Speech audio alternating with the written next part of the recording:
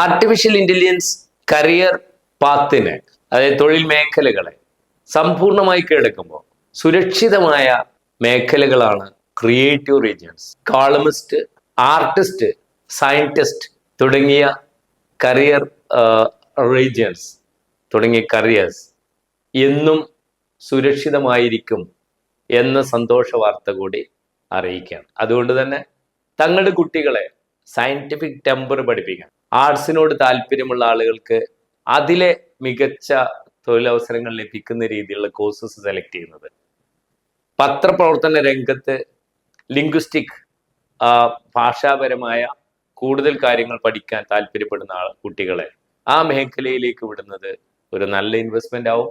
അവരുടെ ഭാവി വളരെ നല്ല രീതിയിലാവും എന്ന കാര്യത്തിൽ സംശയമില്ല. കാരണം ആർട്ടിഫിഷ്യൽ ഇന്റലിജൻസ് ഈ മേഖലയൊന്നും കീഴടക്കാൻ പോകുന്നില്ല.